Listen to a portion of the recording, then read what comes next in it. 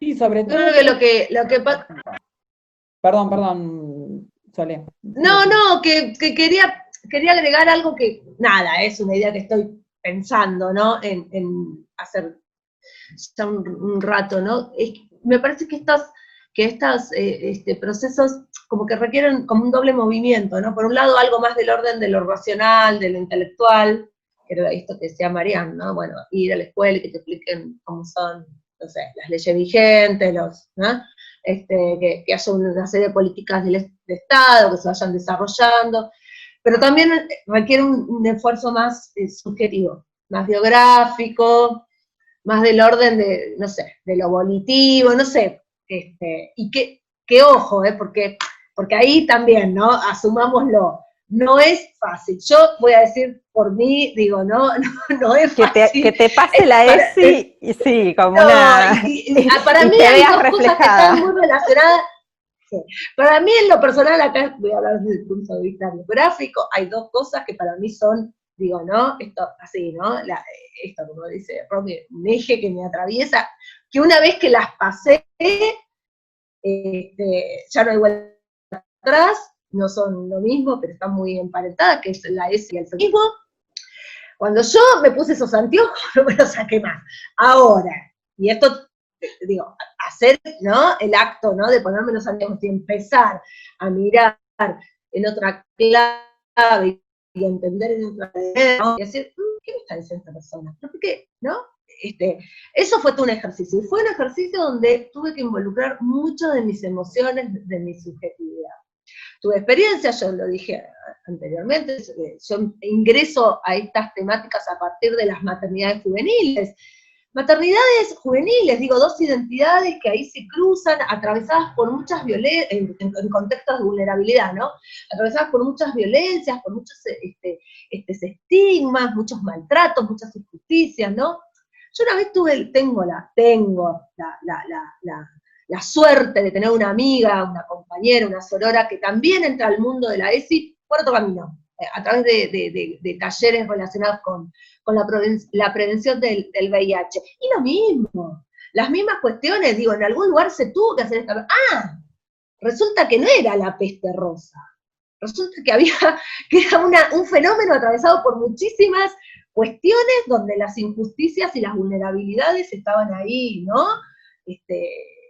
Muy, muy a flor de piel. Bueno, pero atreverse a decir esas preguntas, hacerse esas preguntas, es un ejercicio que implica mucho de lo subjetivo y bueno, claramente no todo el mundo tiene las ganas, puede hacerlo. Yo igual voy a seguir machacando, yo no me digo, y creo que, digo, yo hablo por mí y hablo en colectivo, creo que ya hay una fuerza, digo, que ya estamos acá y no nos vamos a arrepentir, digo yo, ¿no? Vamos a seguir totalmente. ahí. Ahí como docentes, una vez que uno se pone los lentes de la ESI, de la perspectiva de género, hago este correlato que nombró Merian, como, bueno, ¿y ahora qué hago? ¿Me quedo acá, cómoda? Yo ya lo sé, esto lo veo, lo leí, o hago algo, lo llevo a mi aula, o hago algo, como salgo de esta empresa y voy por el colectivo a representar y a lograr cosas. Entonces, ahí el mensaje se amplifica y se lleva a las aulas y al colectivo docente también. Merian, ¿ibas a decir algo antes? No, creo que lo que iba a aportar era esto que venían diciendo ustedes, que a veces puede suceder que haya, no sé, que alguien diga, no tengo las herramientas, involucrarte, contactar a otra gente, digo, me parece que es el tema voluntad. Y un poco por ahí lo que decía Sole con esto de, bueno, puede que no la tengas, porque también es respetable, digo, yo trato de justamente en la diversidad respetar incluso al que no tiene la voluntad. Ahora, no seas una piedra en el camino. Una cosa es no tener voluntad porque no sabes cómo abordarlo y de última haces lo que podés con no sé, lo básico de aunque sea, pero no sos esa persona que prohíbe que se ejerza esa escuela, no sos esa persona que te trata de boicotear trabajo sobre eso, no sos esa persona que cerrás la posibilidad de un empleo a una persona diversa, digo, eso sí entonces es, a ver, no es que no tenés voluntad positiva, porque negativa sí la tenés. Entonces, vulnera creo que- derechos. Claro. Exactamente. Digo, a mí hay un Necesitas montón algo de otra. Digo, a mí hay un montón de cosas, como ser humano tampoco soy, que estoy de acuerdo, no con eso, digo, en general, digo, en la vida hay un montón de cosas con las cuales no coincido, no estoy de acuerdo, pero si no, lo que vas a hacer, digo, lo que estás ejerciendo, no vulnera un derecho, por más que yo no coincida, hacelo o ejercelo porque ese es tu derecho también. Ahora, el problema es cuando o vos o yo generamos la vulneración de un derecho. Y me parece que tanto la ESI como el acceso al trabajo, a la salud, que ese es otro tema bastante amplio también, se empieza a vulnerar, digo, ahí está el problema. Un ejemplo, la ley de identidad de género nuestra, digo, tiene artículos la ley que habla exactamente de lo mismo que habla la Constitución. ¿Por qué tenemos que crear en una ley artículos que ya deberían ser aplicados? Digo, el acceso a la salud, según la Constitución, es un acceso universal, pero el artículo 11 de la Ley de Identidad de Género tiene que hacer una vuelta de tuerca ahí porque se está vulnerando. Y aún así, 3 años después de la sanción de la ley, se tuvo que decretar el artículo 11 porque se seguía vulnerando. Entonces, Es digo, muy loco que el sistema de salud sea otro lugar expulsatorio encima, que se sume sí, a las pero porque diversidades. Pero ¿sabés cuál que pasa, Sil? Yo creo que el sistema de salud, ahí sí digo, otra vez, volvió a quedar todo en una ley, en una letra muerta de la ley, y muchos, por ejemplo, médicos, siguen sin conocer los cuerpos diversos. Siguen sin entender que una mujer trans tiene que ir a hacerse un análisis de próstata y que un hombre trans puede quedar embarazado. Y si te aparece eso frente a tu consultorio, empieza todo a ver qué hago, qué disparo. Me pasó a mí cuando tuve que ir a hacer el estudio, la ficha censal de la escuela, me tuve que ir a hacer como el preocupacional, pero no, bueno, el análisis, qué sé yo, y la mujer me estaba preguntando sobre mi menstruación. No lo veo mal, porque bueno, no entró en su cabeza, pero cuando se lo digo, no es necesario que me lo pregunte porque soy una identidad trans, no sabía qué decirme a nivel, no podía seguir el análisis, o sea, yo sentí como que en esa estructura tipo, para el que conozca, o para el que conozca el juego, No hay casillero donde poner la X, claro. entonces digo, frente a eso, si yo, persona de identidad trans en este caso, no tuviera una construcción segura sobre mí misma, seguramente esa situación te hace percha. Totalmente. Entonces digo, Sí, claro. pero con decirte a tal grado lo estoy pasando a una, que sí pasó a un preocupacional laboral, tanto es expulsiva que vos estás a punto de entrar a un trabajo y por esa situación no vas. Porque decís, si esto me pasa en un preocupacional, imagínate cuando ingrese a la empresa, porque uno asocia, digo, si en el primer escalón si tuve vulnerabilidad, en el cuarto me matan. Entonces, ahí es donde yo a veces creo que hay que hacer un hincapié en el sistema de salud, el sistema educativo, de formar primero a las personas, detectar si es que faltan herramientas, si te faltan y el Estado no te las provee, vos empezar como a moverte en diferentes organizaciones o encuentros o lo que fuese, como para encontrar esas herramientas. Digo, no estamos hablando de una situación que la ESI se sancionó en 1940, donde no existían ni buscadores de internet y no había internet. Estamos hablando de un contexto 2020 donde yo no puedo, muchas veces cuando hablo y después por ahí me veo en algún video o algo, siempre digo, me voy a poner un segundo del lado de esa señora o señor de 80 años mirando. Y digo, ¿es necesario que tenga que hablar 2020 sobre estos temas? Es como que si no entendiera del tema diría, ¿cómo puede ser que hayamos avanzado tanto en mucho y retrocedido en tantas otras cosas? Bueno, ayer se adhirió la ciudad al protocolo ILE, que en realidad es algo de 1921, pero nada, 100 años. Seguimos como Cumplir los 100 años, Pero en un punto, pero yo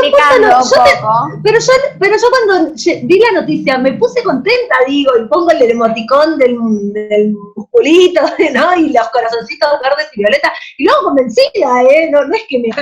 Bueno, está grabando y sale Marian diciendo la currícula la rompí toda. No van a meter en cana, pero cortamos y vamos de vuelta porque la pregunta no salió, pero nosotros nos queríamos cerrar justamente con eso, con las lenguas adicionales, con el inglés, la currícula, los materiales, la representatividad, qué materias se utilizan en la mocha, si se ven representadas en los materiales de inglés, para que nos cuentes un poco sobre el área. Yo creo que en todo lo que son lenguas adicionales es un gran trabajo el que tenemos que hacer porque lamentablemente en material hecho no hay mucho, sobre todo cuando depende qué tipo de lenguaje se esté enseñando. Inglés, por suerte, sí tiene un poquito más de variación. Yo, por ejemplo, me baso mucho en movimientos por ahí de Estados Unidos o de Inglaterra o algún país por ahí más puntual, donde el inglés sea la lengua madre, donde esos movimientos sean movimientos sociales, donde por ahí, no sé, ahora algo que recuerdo que hicimos el año pasado, un trabajo que era de una manifestación por los derechos de las personas LGBT en Estados Unidos, justo había una imagen ampliada con todas pancartas con diferentes frases. Entonces, entender, bueno, trabajar desde el lenguaje, de cómo sería la adaptación al español, pero también que se entienda el contexto social, qué se está reclamando en la sociedad también estadounidense respecto a esta temática. Por un lado es una sociedad que en algunas cosas burocráticas es un poquito más amplia porque ha tenido, qué sé yo, ciertos formularios incluyen muchos géneros, pero después en un pub entran y te pegan un tiro por ser una disidencia. Digo, es como esa brecha también que hay mucho, que acá también existe, digamos, el maltrato y demás, pero en ese caso lo que hacemos es incorporar, bueno, tenemos la ventaja que hace como 4 años venimos teniendo estudiantes de intercambio, y en muchos casos por ahí esos estudiantes son parte de la diversidad, entonces pueden aportar desde otra visión, y empezar a cambiar los ejemplos, qué sé yo. Yo cuando veo el gato está abajo de la mesa, bueno, cambiémoslo por algo más diverso e inclusivo. Empezar a hablar de, por ahí cuando un punto que en la escuela, y esto es interesante, que le tuve que dar una vuelta, fue cuando explico la familia en inglés para una población que incluso la familia ni está presente. Entonces yo siempre arranco diciendo, la familia es lo que uno elige. Si la tenemos, perfecto, y la aceptamos, perfecto, y si no la tenemos, siempre tenemos ese amigo que queremos como un hermano, esa amiga por ahí más grande que vemos como una tía, y empezar a trabajar la diversidad de lo que puede incluso ser una familia. Y por ahí en algún ejemplo he llegado a preguntar, no sé, remarcar que es, en vez de decirle, no sé, your mother, por ahí es your trans mother, o sea, utilizar la diversidad de los ejemplos. Ya tenemos que terminar con esto de que papá va a estudiar, papá va a trabajar a la empresa y mamá fue a comprar 5 manzanas a la verdulería. ¿Por qué no puede ir mamá a trabajar y papá a comprar las manzanas? O mis 2 mamás fueron a trabajar. Digo, empezar a modificar, y aunque parezca mentira, cuando alguien me dice, che, yo la verdad que en matemática no sé qué ejemplo poner de ESI, a veces le digo, mira, arrancá con cambiando los ejemplos de las ecuaciones o de los problemas matemáticos. Dejá de poner el logaritmo, rompe eso primero. Y después vas a empezar física y química, por ejemplo, le dije, me acuerdo que la profesora, una profesora en las charlas de ESI me dijo, ¿y yo qué puedo hacer? Le digo, con que empecés a hablar del material con el que está hecho, los preservativos, por ejemplo, y su uso, ya estás ayudando a involucrarte, a romper esa cuestión. ¿Se acuerdan que cuando por ahí éramos más chicas, íbamos a secundaria, era si la profesora decía una palabra que no correspondía a la escuela, era como, ¡ah! ¿Qué dijo? Bueno, porque por ahí dijo la palabra condón, o preservativo, o la otra, que yo la diría, pero por ahí te lo tomo más formal, digo, utilizar palabras, yo uso mucho el lenguaje con el que usamos, con el que nos manejamos. Y si a mí un estudiante me llega a decir, ¿cómo se dice prostitución en inglés? Bueno, lo vemos cómo se dice y lo ponemos en un ejemplo. O sea, ¿cómo le voy a negar yo que esa piba que me lo está preguntando quizás es su realidad? ¿Cómo le voy a negar que de eso no se habla? ¿Cómo es negarle que no se habla de la realidad de la persona? O que alguien me diga, profesora, no sé, yo soy una mamá trans, y en ninguno de los ejemplos aparezco representada. Bueno, mañana, hoy, o borro acá y lo ponemos. Digo, tener esa facilidad de poder adaptarnos y que no sea un problema, y entender que no es un problema. Digo, me parece que todas las materias lo pueden hacer. Cuando a veces se quejan de la transversalidad los docentes, siento que no, que sí se puede hacer desde lo más básico hasta lo más... una estadística, trabajar una estadística, por ejemplo, de la población trans, trabajar una estadística sobre femicidios, trabajar con gráficos, y uno ya está incorporando Sí, yo quiero decir algo, ¿no? También, porque para meternos con los contenidos de las disciplinas más exactas. A mí me tocó estar en Formosa en una instancia de formación docente y una profe de matemática me dijo, aprovechando un emergente, digo, para hablar en términos de la ESI, empezó a trabajar, porque el tema del día tenía que ver con la simetría, ¿sí? La cuestión de la simetría y la asimetría. Y eso derivó en los criterios de belleza.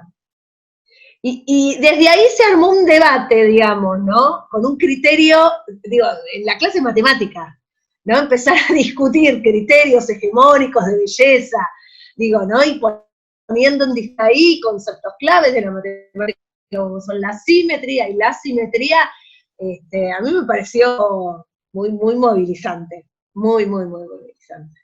¿Qué sé yo? Y no perder el Igual miedo. concuerdo plenamente con lo que dice. No hay perder el miedo en la clase de inglés, y en la discusión necesitan expresarse en castellano, porque es su realidad también. Claro, exacto. Sí. Por eso yo me acuerdo que las últimas, no sé, cuando a veces siempre en inglés vemos un segmento de vocabulario para después llevarlo a, digo, bueno, voy a dedicarle, nuestra cursada se divide en 2 cuatrimestres por la carga horaria y demás. Uno es primero antes de las vacaciones de invierno y el otro segundo cuatrimestre post vacaciones. Y yo dije, bueno, voy a armar cada 2 meses todo un bloque de vocabulario LGBT en inglés. Y a partir de ahí empezar a trabajar el tema de la diversidad sexual, por ejemplo, ¿no?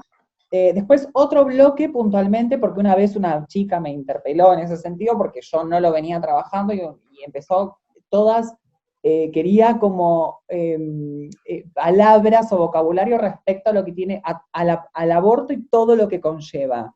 Entonces, bueno, empezamos a trabajar desde, no sé, nombres de cosas instrumentalistas, o sea, de instrumentos para lo que tenga que ver con el tema del aborto, hasta leyes o cosas así, o buscar si en Estados Unidos o en Inglaterra o en Australia, más o menos cuáles son las legislaciones con artículos en inglés, o incluso temas puntuales de ESI o diversidad tocados por medios estadounidenses, o yo trabajo mucho con medios estadounidenses, australianos o ingleses, de los medios de comunicación me refiero, que hablen sobre Argentina y traer esos documentos, y ahí adentro estás teniendo vocabulario, viendo cómo nos ven de afuera también a nosotros en diferentes perspectivas, empezar a despertar un montón de cosas, porque bueno, acá las chicas por ahí sabrán de que el inglés, digo, hay muchas cosas de que por ahí, en algunas cosas son a veces medio literal, digamos, al modo que se construyó esa palabra.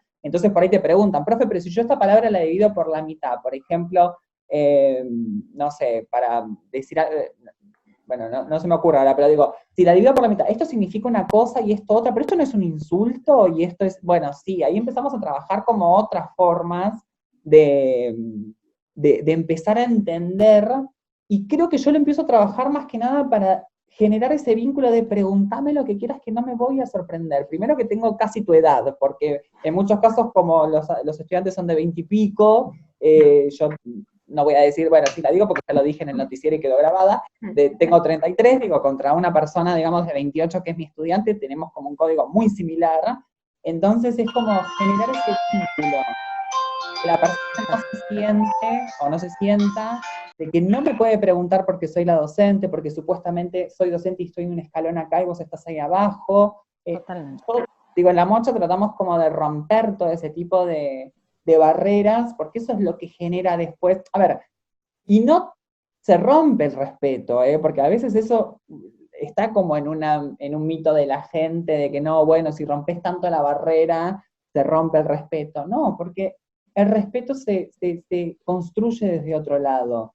Y me parece que si vos como docente estás reconociendo la identidad de una persona, estás respondiendo a las inquietudes que puede haber sobre cualquier tema diverso, y estás acompañando en un proceso puntual, digo, qué mejor eso que estar generando un vínculo de respeto. Peor es cuando directamente una persona venga a plantearte y decirte que nos ha pasado en la escuela más de una vez, donde crudamente cualquier persona, y en otras escuelas, digo, tradicionales también sucede, es, en mi casa me están violando. Y hay docentes que te pegan una palmadita en la espalda y te dicen, anda, sentate que me demoras la clase. Digo, no, no, claramente no, porque si esa persona que quizás no tiene un vínculo con vos como docente, te está confesando eso, es porque claramente está tirando manotazos Un de pedido de ahogado. auxilio enorme.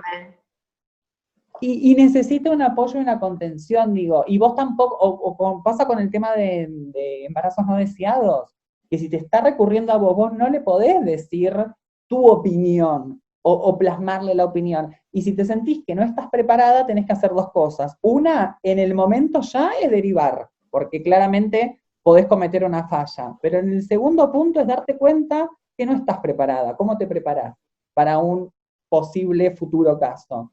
Porque no hay que olvidarse que tenemos un rol específico nosotras.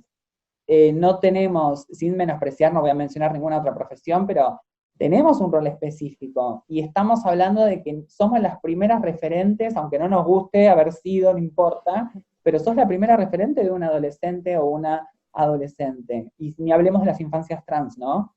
Porque digo, yo como identidad trans tengo, pero 400 cosas que decirle a maestras jardineras que han pasado por mi vida y a maestras de primaria.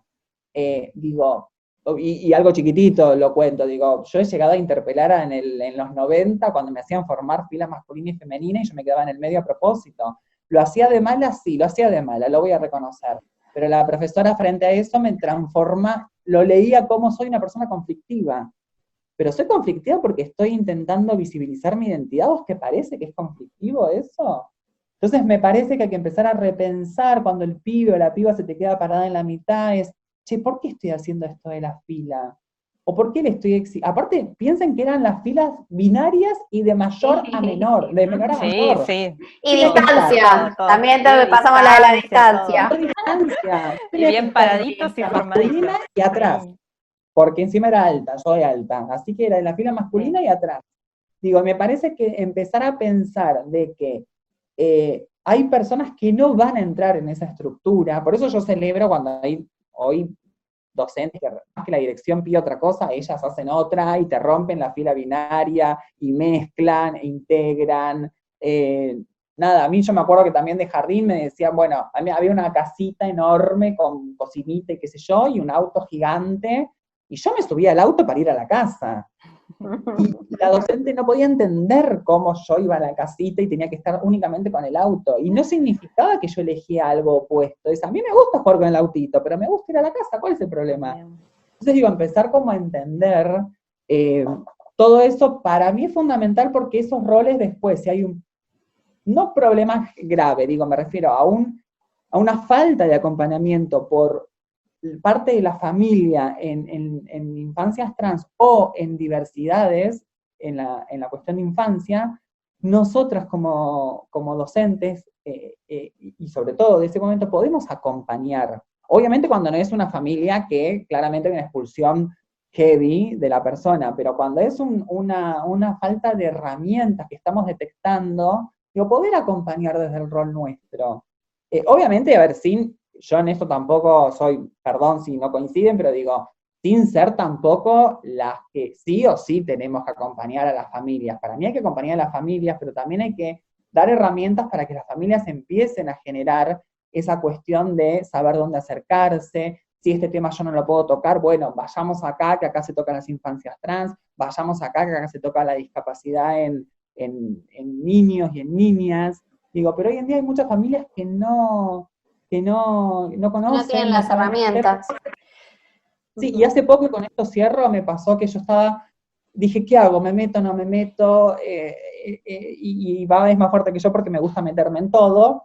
Que estaba en el supermercado y una madre, o estimé yo que era la madre o algún familiar, con una persona de 5 o 6 años, una criatura que tenía síndrome de Down, le pegó en la cabeza diciéndole, actúa normal. ¿Qué es normal? Yo estaba por decirle, señora, ¿qué es normal? ¿Usted cree que está dentro de la normativa o es normal? Porque si usted cree que está dentro de la normativa, le voy a mostrar la normativa y ni siquiera entra en la normativa.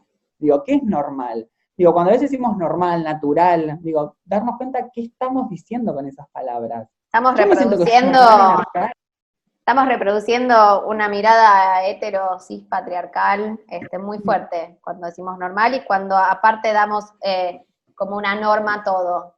Nuestros alumnos y los alumnos son todos iguales, entonces está bueno cambiar las lentes.